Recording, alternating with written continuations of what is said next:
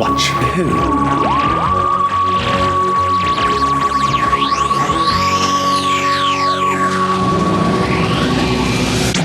Hello. And welcome to To Watch Who, a Doctor Who podcast. I'm Mark. I'm Sarah. And I'm a Doctor Who fan. And I'm new to watching Who. Watching for the very first time. Very first time. Yay! Season 16. Yay! Listeners, just so you know behind the scenes, we were due to record together last week, but we both felt really ill. So we're both at like the end of being ill. We're still a bit ill, but we're not as ill as we were last week. Is that a fair, or are you still as ill as you were last week? Oh no, I'm definitely better than last week, but I'm still just tired. I mean, look how tired I am. I look like a Mentiad. I look like a Mentiad. That's what I look like with no sleep. I feel like my body's gone into hibernation mode. Like, it's gone cold, it's gone winter, and it's like, you don't need to move this much. Why are you moving? No, yeah, it's definitely hibernation. Yeah. Season. I've never felt more like I'm hibernating in my life than I have right now. Well, we can all hibernate and listen to this podcast, everyone, over the winter season. I just wanted to, you know how we were talking about like what I'm watching on the side? Oh, okay, we'll just start off with what Sarah's watching. We'll just go straight to that, skip everything else. What else are you watching? Forget it's a Doctor Who podcast. What else is going on? Well, I mean, we talk about Neighbours enough. So, what am I watching? The Handmaid's Tale. Oh, yeah, I need to catch up on that. I really need to catch up. It's out every Sunday. Yeah, it's the Sundays I've got like my new ritual. Like one of them now is I sit there with my tea and watch The Handmaid's Tale. And then I have a really good bath with a bath bomb and then I go to bed early. I get an early night. It's great. And I've been watching Daria. Did you ever watch Daria? Oh my god, no, I know what you mean though. Oh my god, it's totally something that you would watch. But I used to watch, like years ago I found it and then it was gone. And then the other day I was just like looking through my Prime as one does because I was trying to find like Christmas films that were on. So I've been watching some Christmas films and Daria is on Prime. And I was like, what a throwback. And I just wanted to share it.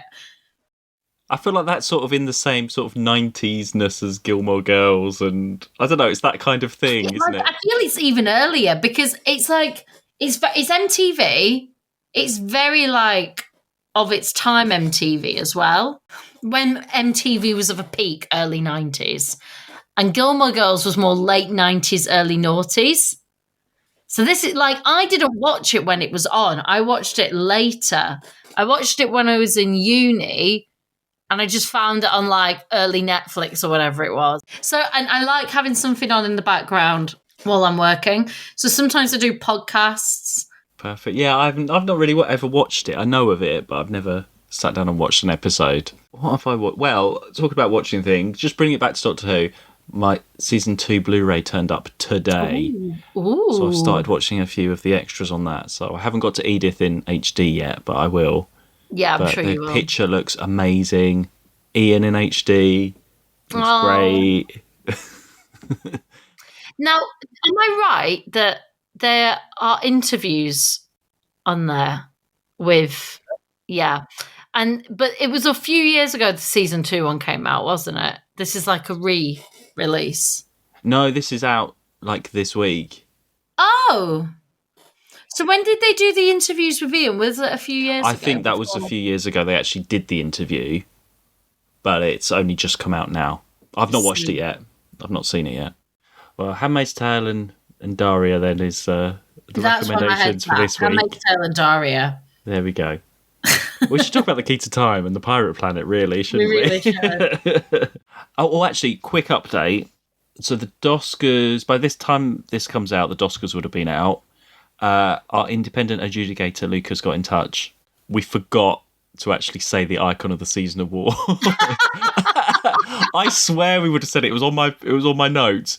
It's just not there in the episode. We forgot it. And that was a super long episode as well. And we actually forgot. I think that's my fault. I take full blame for that because we were so cold And I was getting really snappy towards the end, wasn't I? I was. Oh man. Yeah. I was like, I have to go and warm up. I'm so cold. So it's probably my fault that Mark forgot because I was so cold. And that's why we've both been ill. Because I was like, I can't feel myself and my bones are cold. We need to go and warm up. Should I just announce it now officially? Yeah. We'll put out an apologise to this character, but I'm pretty sure we said it was K9. I honestly can't remember, actually, but yeah, Icon sure. of the season, because I can't find my notes now. But I think we're happy with K9 being icon of the season. Sure. Yeah. I honestly can't remember. Okay, well, it's K9. I'm trying to remember what even we discussed. Who came up in discussion? I think I had maybe Cordo down, maybe Leela, but I can't remember. But I'm sure we must have discussed it. The trouble is, because now we're in this season, I literally Yeah. can't remember any of last season. It's K9. Well deserved. Well done.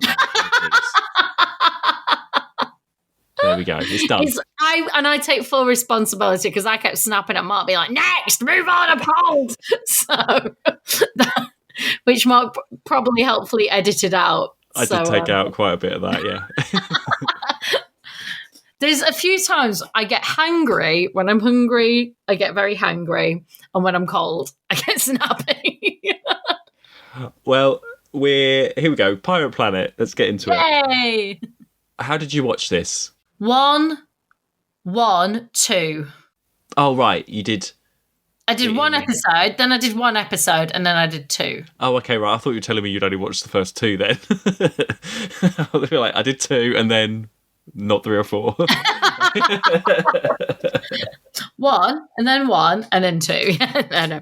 Well, I've lost my notes on episode 1. I've only got like 2, 3, and 4, so I'm going to have to go through my memory, and I did it about a week ago. So, okay, let's just start overall. Well, it's because we were supposed to record this a week ago, and we've just both been ill. So, yeah.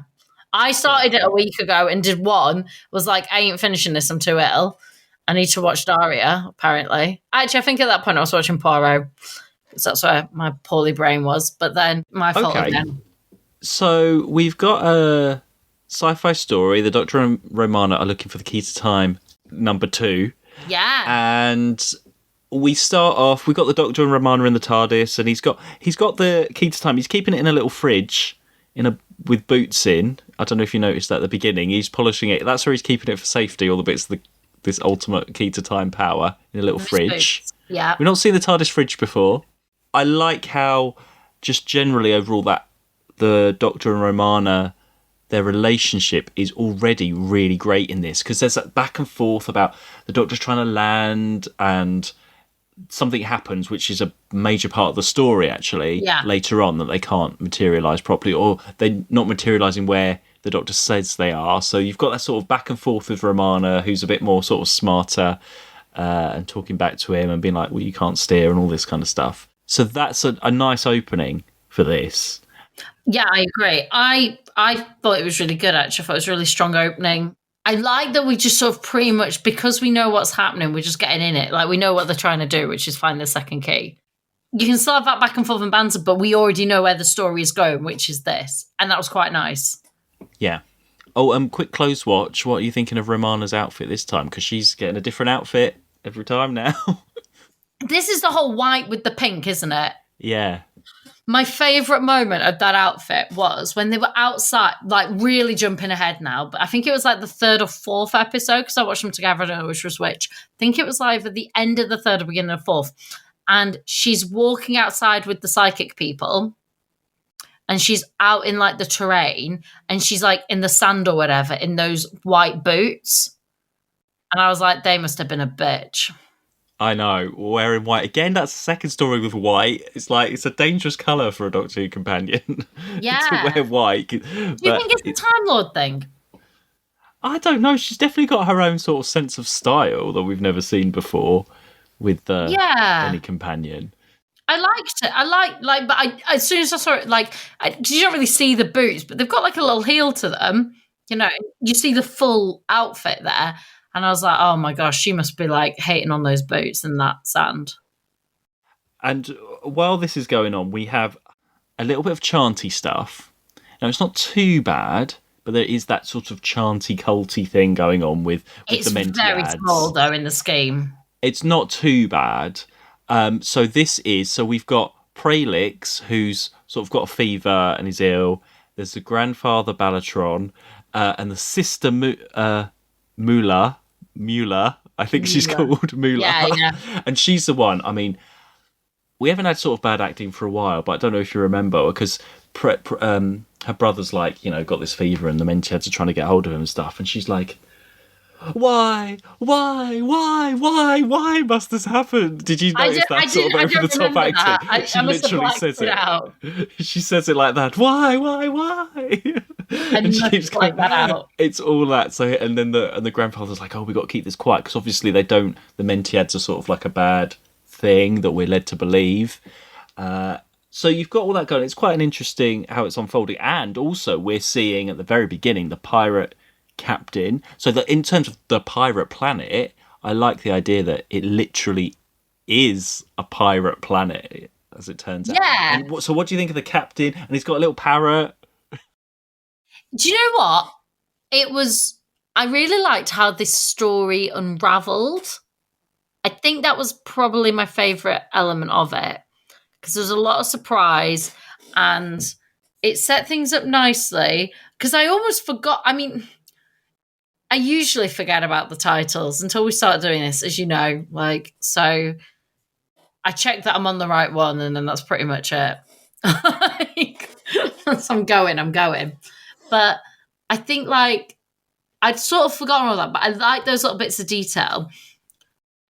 But I didn't think too much into anything at that point. I'm just sort of taking the information. I'm not thinking, well, what does that mean? Pirates. I'm not thinking anything more than what I'm visually seeing and what I'm getting. And I did notice that this was Douglas Adams again. Yes, this is his scripts. Yeah, his first scripts. I thought the last one was his first script. No, I said last week that this week would be. Oh, that's what it is. Yeah, Sorry, yeah. yes. Yeah. I thought this was the second. But it was really clever. It was a really clever idea.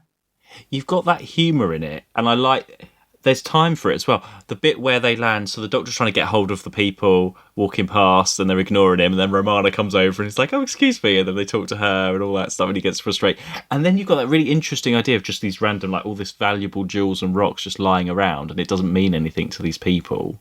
And meanwhile, Prelix I don't know, their houses, in terms of style of this planet, I'm thinking 1970s Spain hacienda type design is what they live in. Do you know what? It really reminded me of the last episode of with the trial and the trial, the war games.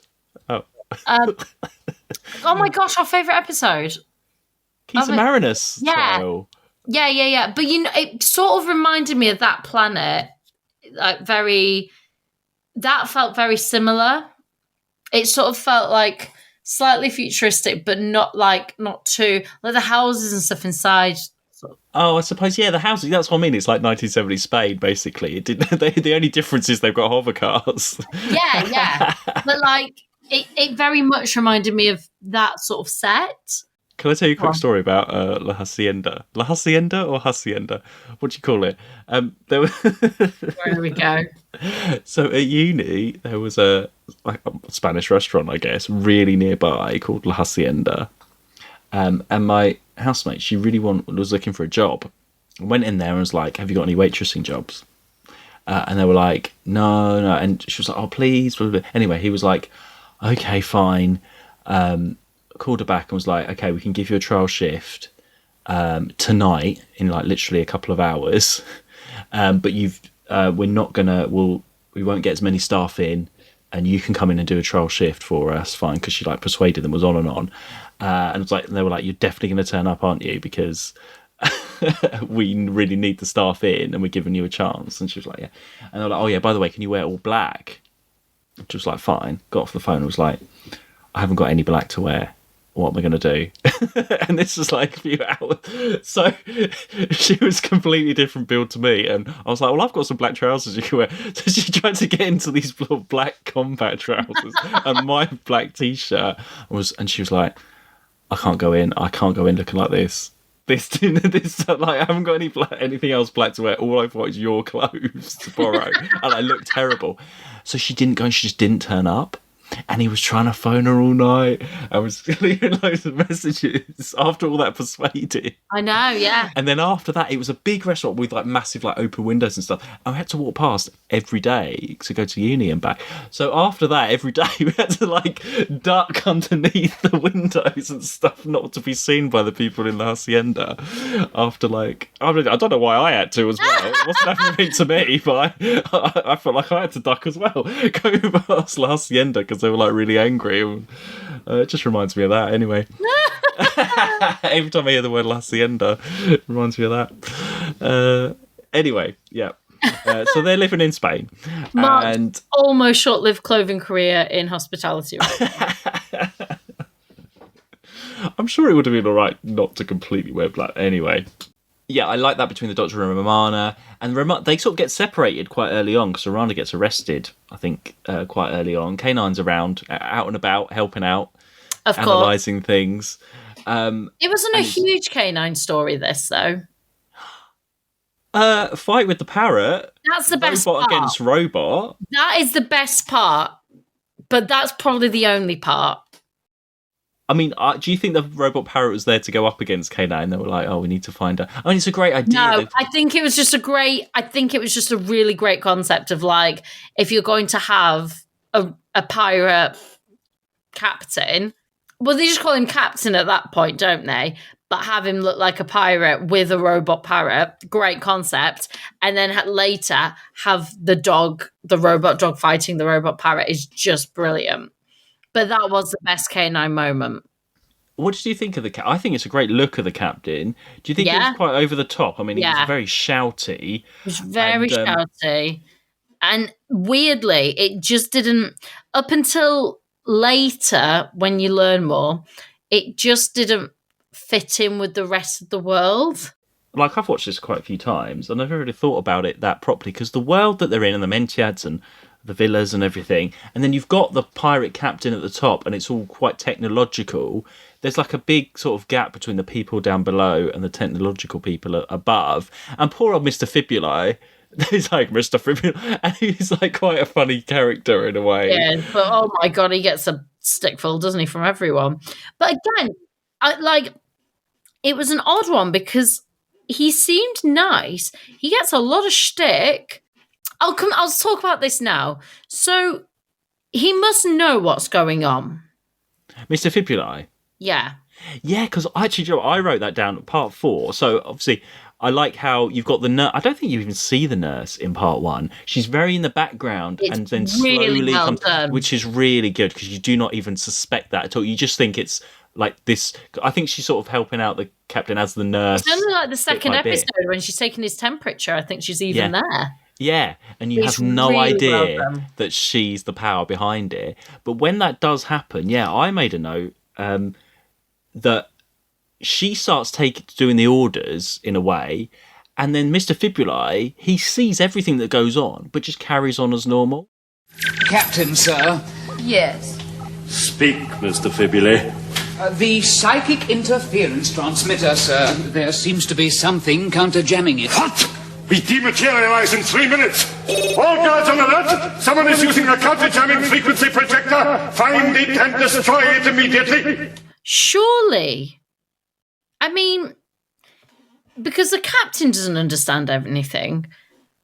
Surely he's the one that must understand what they're doing.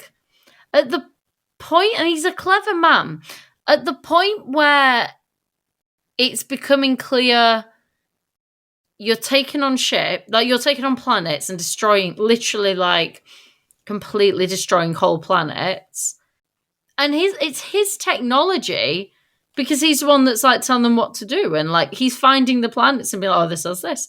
It's the captain that's giving the orders, but he must have some sort of knowledge to maintain all these things to keep them alive and going. It doesn't really explain. I think there's They a just line. happened to be shouted at by that captain. I just didn't understand that. Is it just because they were people from the planet that have been... Because the captain crash-landed or something. There's a line that says he crash-landed and got helped. But Mr Fibuli and the guards and that, obviously Mr Fibuli is not from Spain, but yeah, what is he doing it for? Is it just because if he doesn't do what he says, the parrot's going to kill them? Because that's what happens if they don't get it. The parrot goes up and zaps them. So is he just doing it out of fear? He's the same because so this again, we're really jumping ahead, but let's just sort it now. So the nurse, I thought, was like, this is how I've understood it, was trying to embody the old woman. No, so the old woman is the queen, Xanth.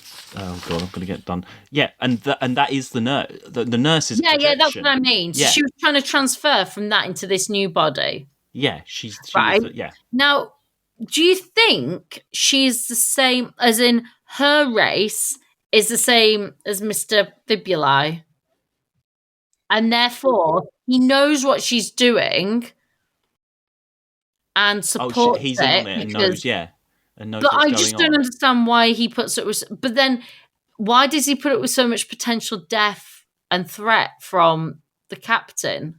Well, yeah, because at the end, when she's sitting in the captain's chair and the captain's still shouting, and he's saying to her, "Yes, captain," and then she's like, "No, over there." But then if he knew, he wouldn't keep up that pretense and always be like, "Yes, captain." And he's all not that. under control. It's only the captain.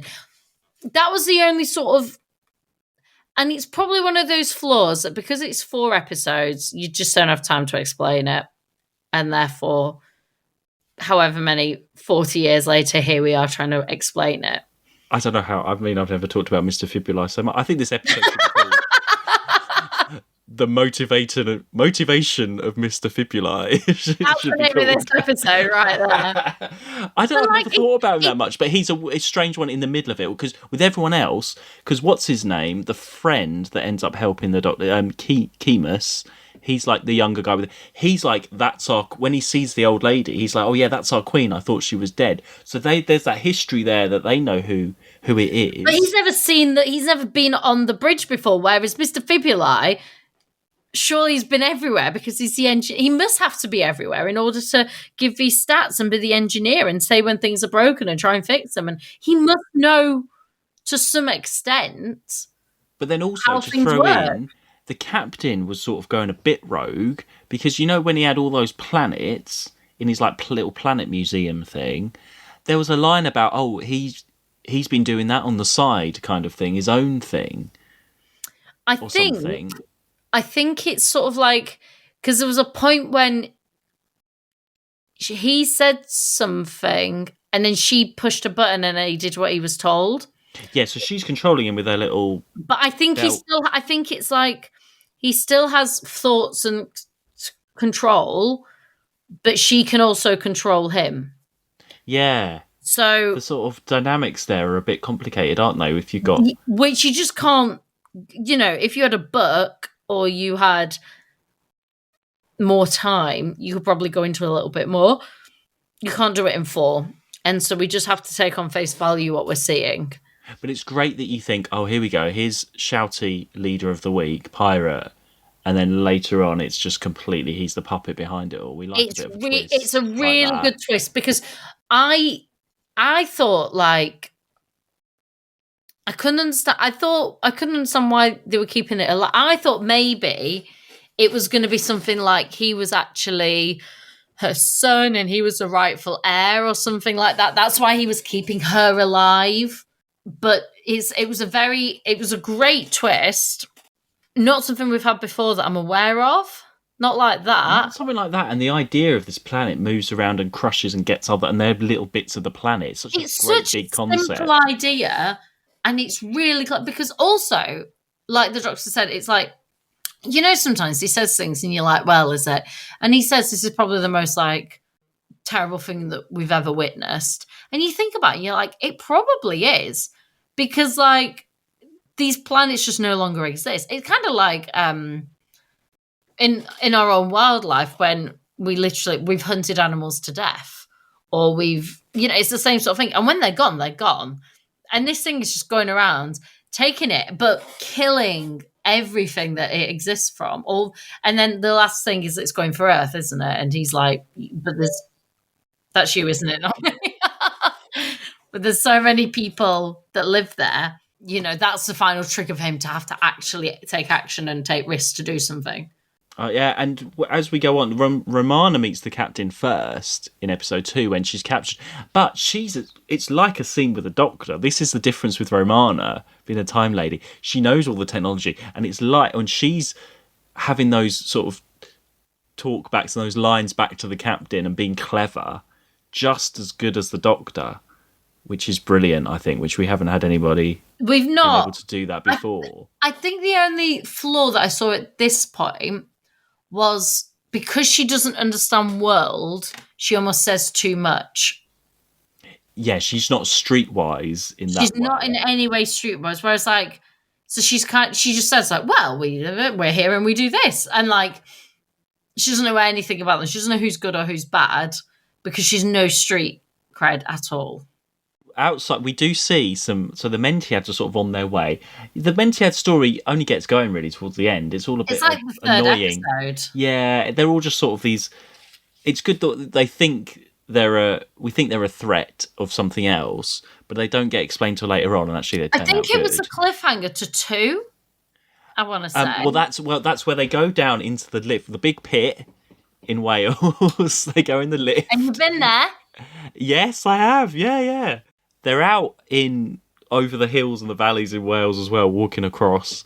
And it's only at the end because that's the cliffhanger. Because the Mentiads are like, "We found you," and you think, "Oh, they're in danger because they've just met." But actually, it's not that at all. So it's nice that it's in real caves. Shame they couldn't do real caves when they went down to Underworld. Obviously, they've got the budget now to do it. Luckily, that's not all set at CSO this time. Makes a huge difference. And actually, that filming down there is great.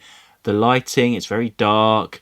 It's very atmospheric. That helps the story as well, I think, that you actually see the actual caves, and they say it's this sort of... And there's the idea that there's this planet underneath the planet. I thought actually... And I know we are jumping around a little bit here, but I thought all of that was done so well. And I liked that we meet them and you quickly understand that the threat isn't the threat or how they could think it was a threat. It's so clever as a story. It's such a clear, simple idea. And then so part of me even thinks, where did it start? Did it start with the idea and then they worked out how they'd cover up the idea?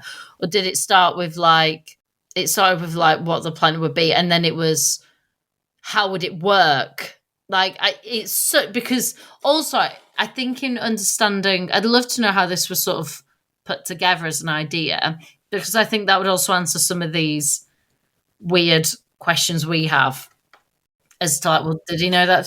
Did they not know that? Because I didn't actually 100% get why the Mentiads were the Mentiads. I thought they were some chanty cult thing, and I was like, well, and then it actually does explain the power that they get is because of these planets being crushed, or it's creating some extra energy, and then there's these people that are more susceptible to that on the planet. Why they have to be the Mentiads and wear robes and go around chanting, I'm not exactly sure. And what they have been doing... and also, it sort of hinted at, every time this happens, they're in great pain. Yeah, it's not like they're not bringing it on. Millions of people are dying every time, and they're like, and you're sensing that. So yeah, it's their senses of this. There's something not right going on, and I suppose they're ganging together to use their power to, cause a bit of a revolution.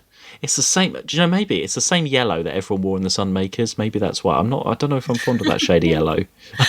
Maybe it's the same costumes repurposed. It probably is. If there's a revolution, you've got to wear that yellow, apparently.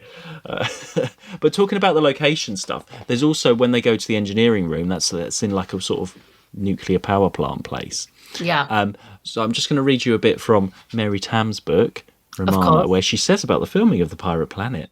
Our first location was at Berkeley Nuclear Power Station, which loomed menacingly on the horizon in the middle of nowhere.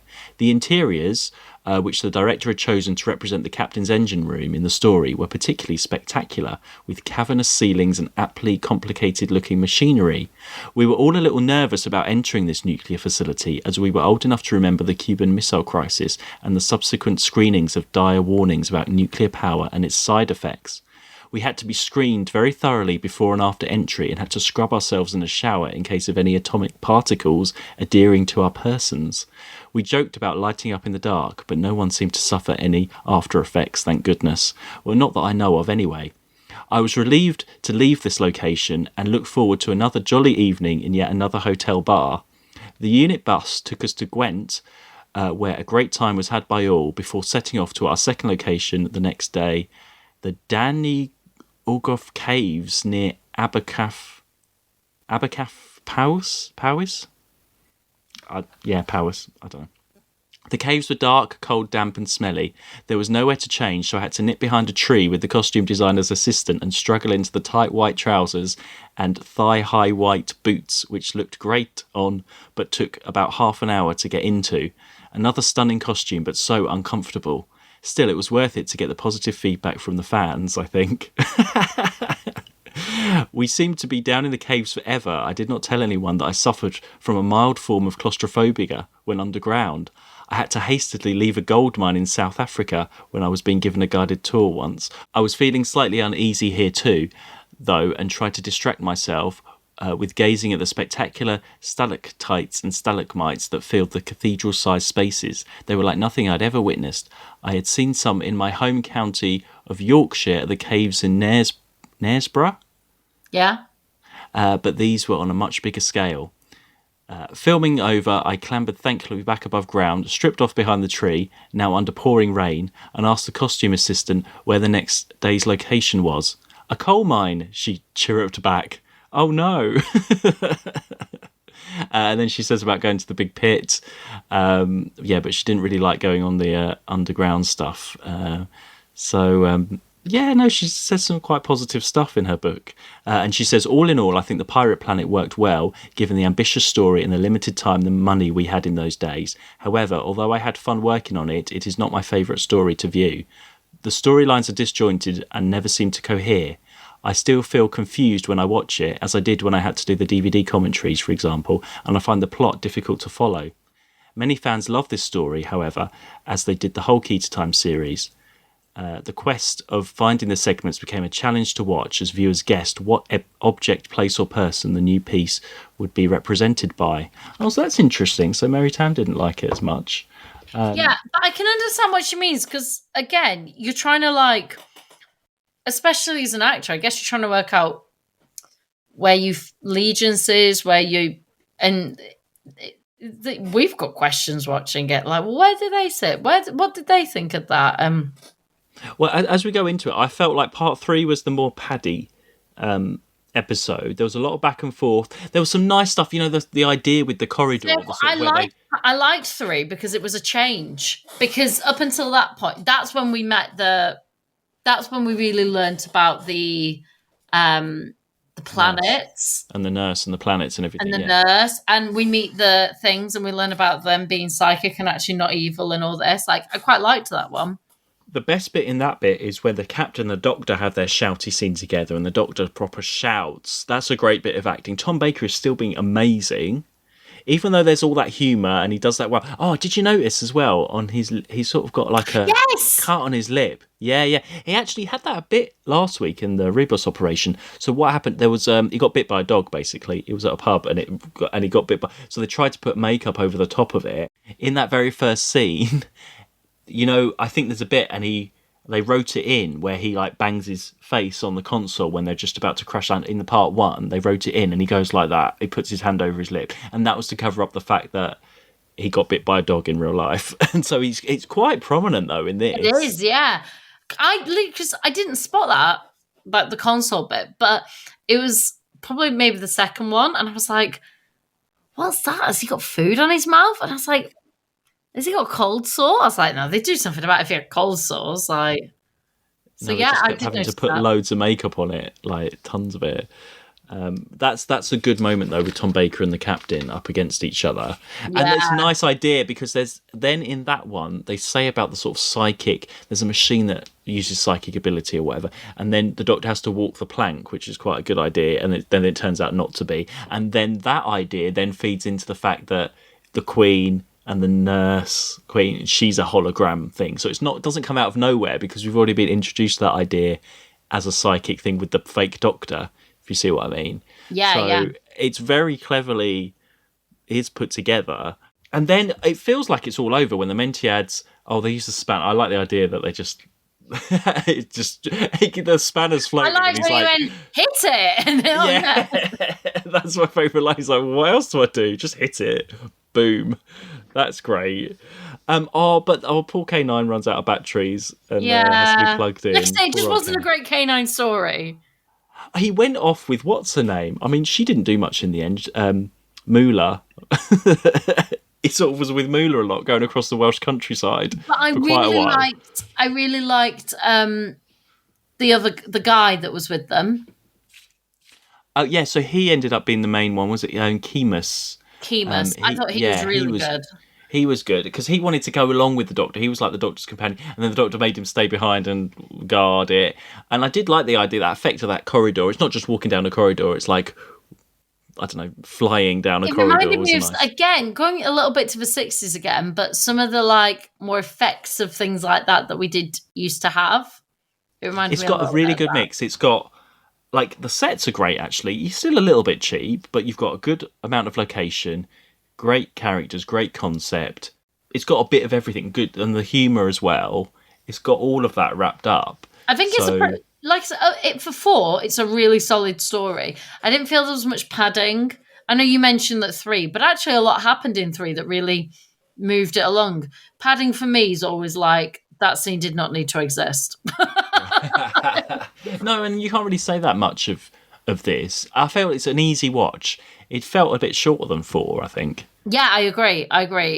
And we didn't actually see them get the bit of Key to Time at the end of this one. No, we didn't. It was a bit of a planet, wasn't it? And they were going to go and collect it later when it was floating in space. So we'll trust that they've done that. Yeah, no, I thought that as well. I was a bit like, I haven't missed something. Because, in fact, to the point where I started the next episode, I didn't watch it. I just got the do-do-do-do-do-do, and I was like, oh, wait, hang on, I'm on another episode. They haven't got it. Like, stop. So I literally got to the logo. I was like, stop. I love the bit where, in all of these stories, where they get the little tracer, and it's usually Romana's like, right, we're off. We're going to go and get this bit of... And I like where they're trying to find it with the detector. That's my favourite bit of these stories. Like me That's trying to find my what's it keys gonna- nowadays. Yeah. Oh my God, they should make a tracer. I think you can get a replica, but it detects your keys or your phone. Well, I mean, I've got a tile, so I push a button and it... I've got my phone Those things are cool. thing and it beeps. Yeah, they do that. Those Just build that things into a all the time. tracer, and that's your... I mainly do it the other way around, though. I don't lose my keys as much as I lose my phone, as you know. So I use the tile to locate my phone more than I use the phone to locate my keys. So yeah, a successful one. I think so, yeah.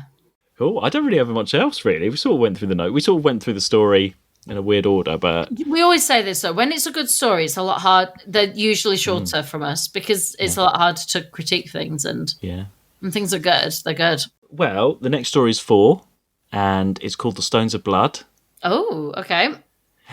And it's the 100th Doctor Who story, which means it'll be the 100th Doctor Who story that we've talked about. Oh my gosh! Oh my gosh! I'm really liking it as an idea. I'm really enjoying it. It allows you to really explore different universes in a different way. You know, I'm still waiting for like the really big bad guy to come that they talked about in the first one. On the Black Guardian. Yeah, exactly. Like that's a constant concept that's living on. Exciting. Yeah, I think it's great. I think it's a really good idea. Well, I think that's everybody's very happy with your opinion on that. I don't. Yeah, I find it. I don't think people will disagree that these are great stories. I don't think I know anyone that doesn't like The Key to Time. So, and when it came out on DVD, it came out in one whole box set. Oh, I bet. Yeah, to it show makes you at some sense. point. I mean, of course it did, because it. I guess in the same way that Flux was in the recent lot. Ooh, name checking Flux. Wow, check me out. Yeah. She knows what she's talking about. I know. But in the meantime, you can follow us on Twitter and Instagram at 2watchwho. Thanks everyone for your support and your comments. And you can follow us on buymeacoffee.com/2watchwho. And we will see you next week for The Stones of Blood. Oh, do you know what? I didn't do an intro It's this week, fine. did I? Because we were talking about other stuff. It's fine. Yeah. We were Oh, ill. well. Here we go. What would it have been? Tell us. I don't know. I was trying to Well, think. there we What go. would it have been? That sums it up. What would it have been? I think we'd have just been on that corridor. Oh. Yeah, I was doing a Mentiad face then. Oh, the Mentiads are coming. The Mentiads are I coming. just wanted to be on the really fast Why? corridor. Okay, we'll go out on a fast corridor then. Are you ready? I'll press the Yeah, button. I'm ready. Okay. See you next week, everyone. Bye.